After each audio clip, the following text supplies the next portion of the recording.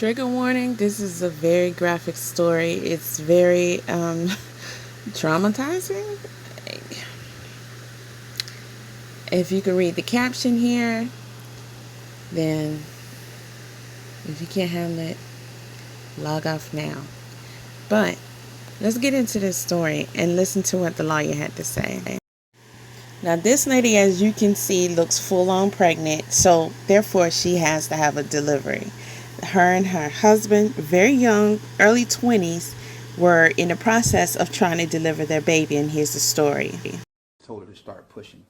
Well, during the course of the pushing, the baby stopped descending. There's something called a shoulder dystocia, fancy word for saying that the baby's shoulders could not fit through the pelvic girdle. It got stuck by the bone there in the pelvic girdle. Now, this is the doctor. People had some comments to say, oh, once they found out she was black, they submerged the story or what have you. Bro, they just started putting this story out, first of all. Secondly, this is Atlanta. They're all, trust me, almost all of them are black. It's almost assumed by anyone who knows that the doctor is black. So, shut up. But this is the doctor now. The baby shoulders are not able to make it through the birth canal. What decisions does she make next? That was recognized, and what wound up happening after that is just brutal. Dr. St. Julian came in, and she, in the process of trying to deliver this baby, pulled on the baby's head and neck so hard and manipulated them so hard that the bones in the baby's skull, face, and neck were broken. For this woman and her husband to be able to stand there and listen to this as it's being told, no, and especially for the woman knowing that this is something that she went through. Yes, you heard what the lawyer said. Broken. Okay? Now, it's going to get worse. I'm just going to give you a warning right now. It's going to get worse. She didn't just break the bones. Everything that this woman did in this situation, it just does not make any sense whatsoever. But she did it. When Dr. St. Julian finally took Miss Ross to the operating room for a C-section, cesarean section, where they cut the belly and deliver the baby through the abdomen, when the womb was open, the feet came out, the body came out, and there was no head. The head was stuck in the vagina, and the head subsequently. Yes, you heard. They took her over to get a cesarean. Now, this was after about 3 hours total of them trying to get that baby out. Took her over to get a cesarean section, and when they cut her open and took the baby out, there was no head. Now, I can't even imagine what would you do in a situation like that. You pulled and you got a head and you got no body. And then what do you say to stop the staff from going over to cesarean? Because she had to order them to go over to cesarean. She had to be the one to make the call. She didn't call for any help from any other doctors. So she had to be the one to make the call. Knowing that she had the baby's head. Oh, wait. Did she have the head? The baby came out without the head. But does that mean the doctor had the head? Because if she walked out of there with the head, somebody would have seen her, right? Oh, this story, it just keeps getting worse. Subsequently was delivered vaginally. The baby had been decapitated. Dr. St. Julian was grossly negligent for applying ridiculously excessive force on the baby's head and neck. Dr. St. Julian and the nurses at Southern Regional Medical Center, they were grossly negligent for not getting the help of the on-site in-hospital OB in a timely manner. They have a hospitalist obstetrician who's there on site. And when doctors have problems with delivery, the first thing you do is call them and you get help. You get another. So this woman is a premier women's GYN, OBGYN, and gynecologist, right? So she is not direct staff of the hospital, although she treats her patients, sees her patients at the hospital. But the hospital also has staff on there qualified to assist her. She didn't use them. Another angle. This was not done in a timely manner. negligently. And then also, the nurses at Southern Regional Medical Center were grossly negligent for failing to advocate. No, they didn't advocate on her behalf at all. They understand very well pretty much the whole situation with giving birth. This is what they do, even though they are not the actual doctors themselves. After 3 hours, knowing that the baby is literally stuck in the birth canal, there is only but so much pulling and twisting you can try and do in this situation, and only so much force you can use. And yes, it can seem very forceful sometimes when you are trying to deliver a baby, and sometimes forceps and vacuums, things like that are used, but they're used very carefully, and I doubt any doctor uses them alone. But when the shoulders are stuck, and of course, the hospital is not releasing really any much of a statement. They are using, a HIPAA, and then they're also saying that, she is not an employee of the hospital. So they, of course, are going to try and put so much back on her as possible. But too many things took place at that hospital. Listen. Not only did they fail to tell her what happened to her baby, but they led her to believe that everything was fine for days. And then, when the truth came out, they tried to convince her not to do an autopsy and to have the baby cremated. So who is they? Because it takes more than just a doctor to be doing all this. Okay? It takes more than just the doctor to be doing all of this. You're trying to convince this woman to have a cremation and not get the baby an autopsy. And it gets worse. How long did it take Jessica and Treveon to learn what happened to their child? Attorney Lynch, if you would. Just dealing with the fraud and cover-up. The family went in on the 9th for the delivery of the child. They were not notified of what actually happened until the 13th, a few days later. And that was from the medical examiner? That wasn't? No, that was from the funeral home. That was from the funeral? Yes. The funeral home. So no one at the hospital, no medical staff whatsoever, nobody who handled the baby had the audacity to even consider not sending the baby on over to the funeral home without telling them. They completely wanted to hide this, which is why they also wanted her to have the baby cremated.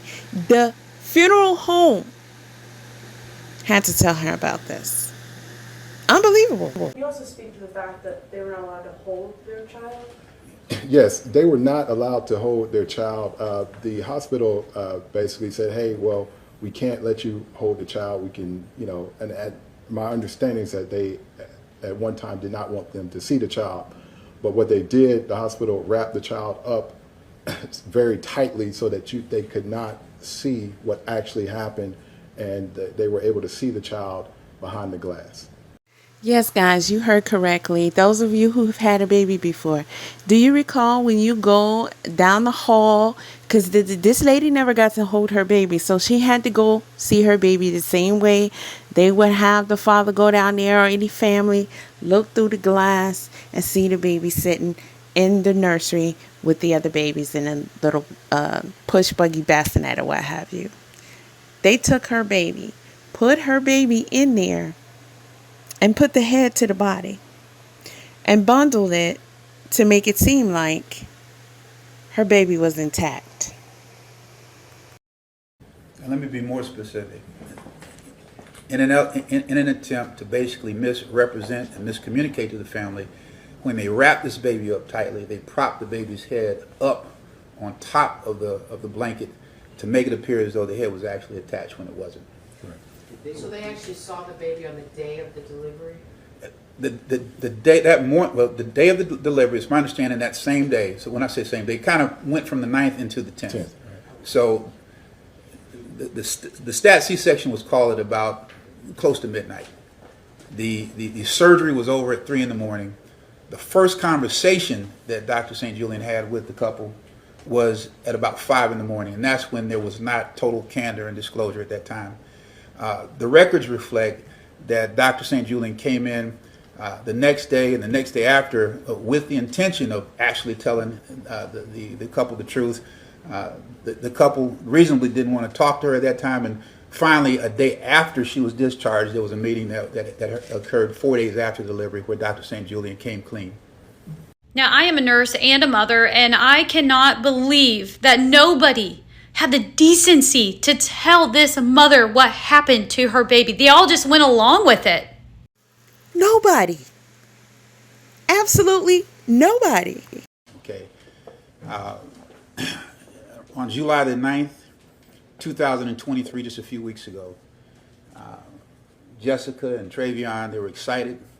She was 37 weeks pregnant at that time, and they were really, really looking forward to the delivery of their firstborn child. Her water broke at about 10 o'clock in the morning on the 9th.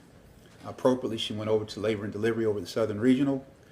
They admitted her and put her on an IV and gave her some medicine to basically progress the delivery. She labored for about 10 hours, and then probably around 10, or strike that, about 8:40 in the evening, she was fully dilated, and they told her to start pushing. Well, Yeah, I think it's safe to say that Southern Regional and this doctor is in a lot of trouble. And, nothing can change that experience. I can't even imagine being the mother having something like this happen. That is just, it really just like does something to my stomach just to even think about it. Just imagine if that was you. You can't even put a price or possibly a prison sentence on going through the whole 9 months. Think about this, guys. A pregnancy. And we all know what that's like. And then being in labor for hours and trying to push. We know that that's tough too. That's tough, especially when it seems like you're meeting resistance.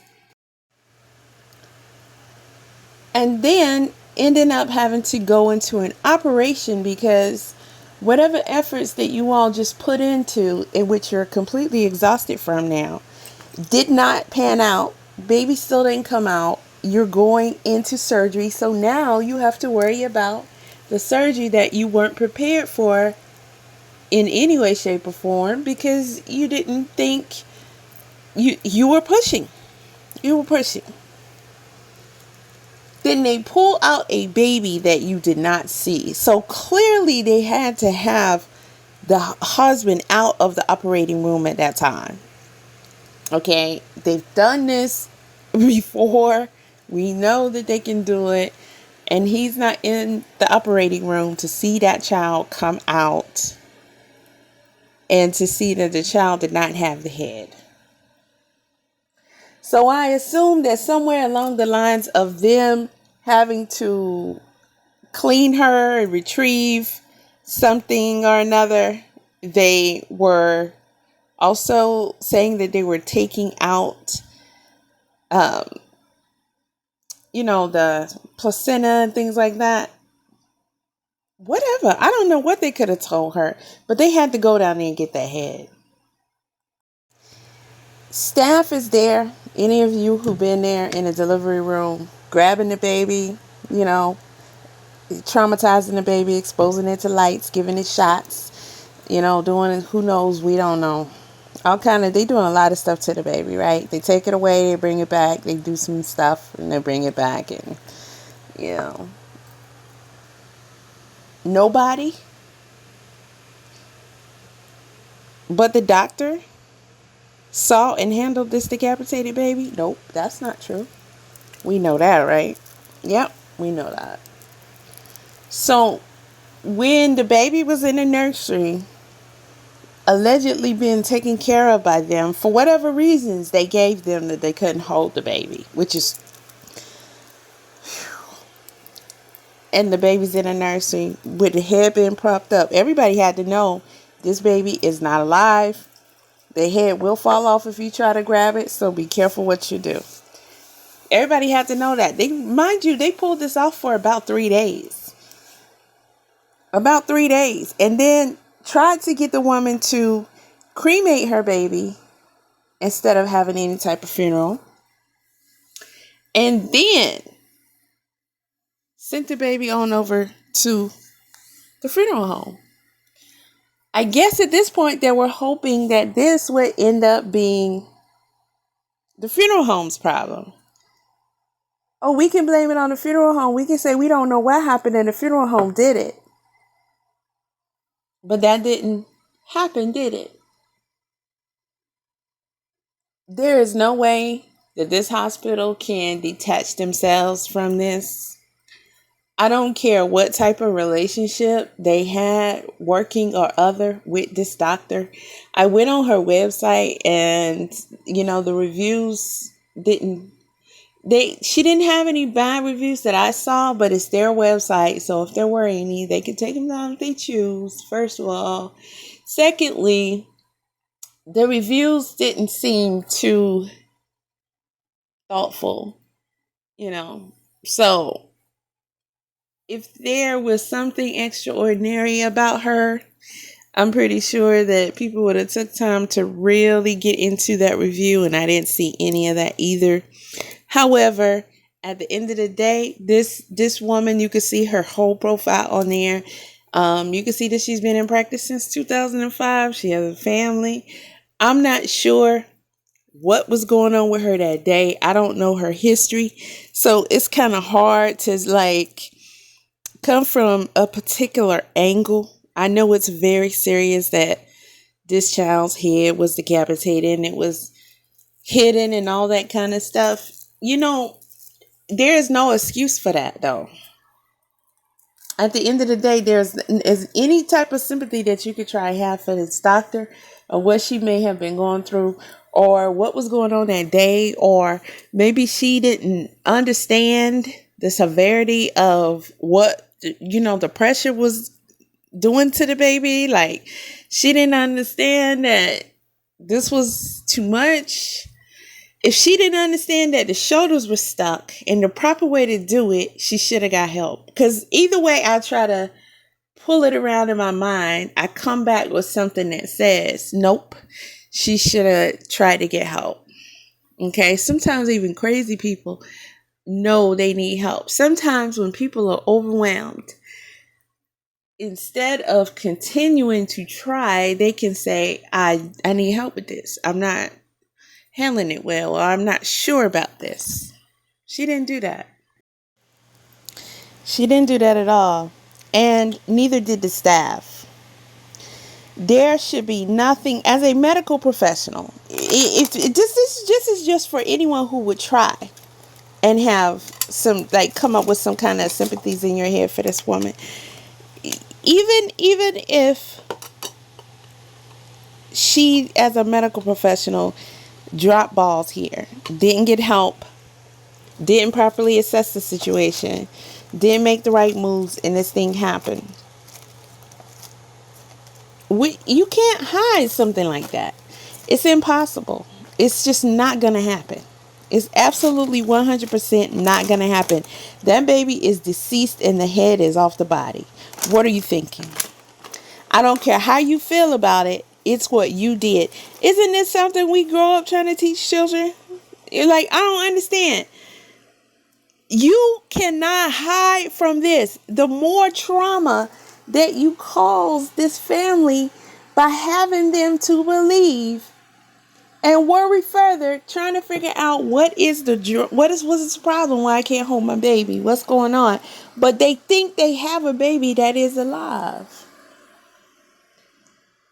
And what did they tell them about how the baby died?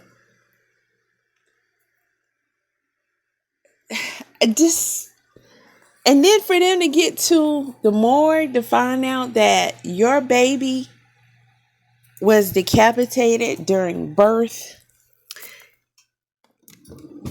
and they had to get the baby's head out of her after they took the baby out of her via C-section through her belly. She went through a pregnancy and a cesarean and ended up with a baby that was halfway on each side and deceased. I hope the attorneys are good. I hope they're super good. I hope they're magnificent. Okay?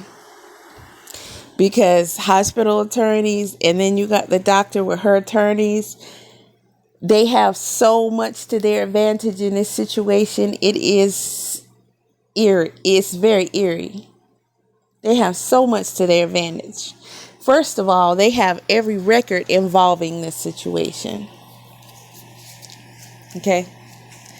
They have access to do whatever they want to do. You see the hospital's response. Now, they did make a statement that